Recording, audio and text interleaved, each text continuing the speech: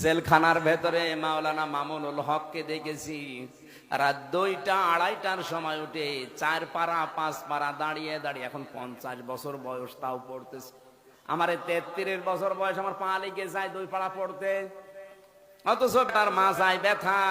দেখবেন যখন আদালতে আসে তখন কোনের ভেতরে ভর দিয়ে আসে, অথচ এরপরও জেলের ভেতরে থাকাকালীন প্রতিদিন এই 3টা বছরে তাদের তাহাজ্জুদ আর নফল নামাজ মিলে প্রায় 6-7 পারা করে পড়ে। আমরা পারি না।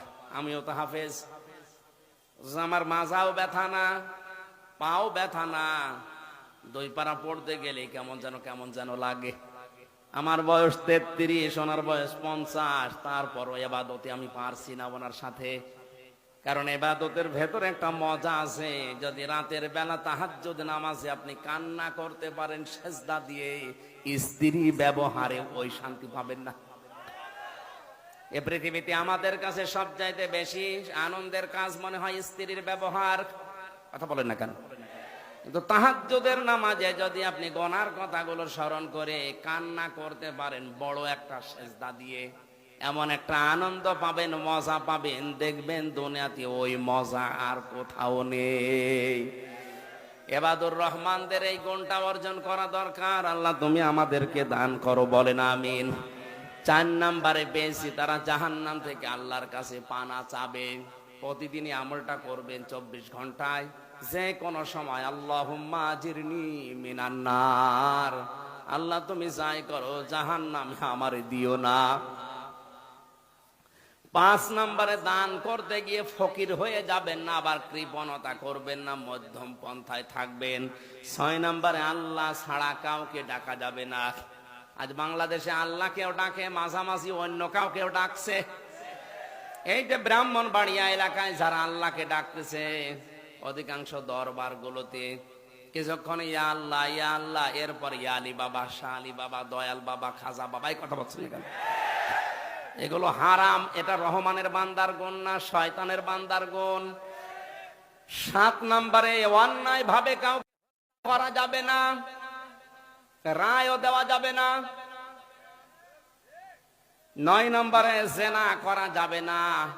এখানে 3টা বললাম পরপর। আল্লাহ বাদে অন্য কাউকে যারা ডাকে, অথবা আল্লাহকে ডাকে পাশাপাশি অন্য কাউকে যারা জুড়ে দেয়।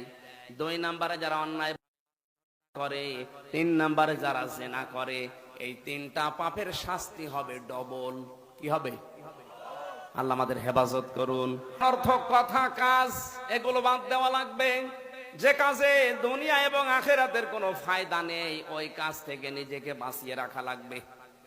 ডক্টর আবুল কালাম আজাদ বাসার ভাই একবার বলছিল যে রংপুরে যাচ্ছিলাম এক মাহফিলে, গাড়ি নিয়ে আসি না, বাসে যাচ্ছিলাম। হঠাৎ আমি হেল্পারকে বললাম, ভাই গাড়িটা থামান, আমি একটু নামাজ পড়ি। না, নামাজ পড়ার জন্য সময় এখন আমাদের হাতে নেই, গাড়ি ঠিক মতো পৌঁছানো লাগবে, আপনি গাড়িতেই নামাজ পড়ি। গাড়িতে তো নামাজ পড়ে নেব, তো পশ্চিম কোন দিকে?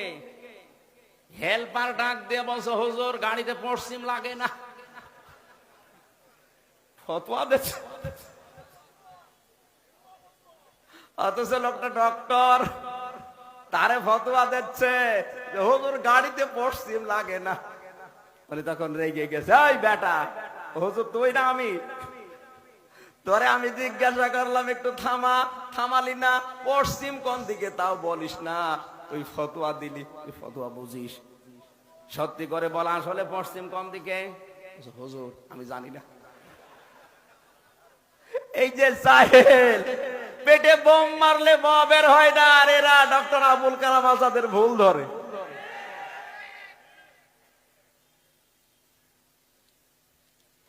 তিন নম্বরে আল্লাহ পাক বলেন, হে নবী, ওই মানুষগুলো আপনার রবের জন্য রাতের বেলা দাঁড়িয়ে যায়। কার জন্যে? والذين يبيتون لربهم سجدا وقياما।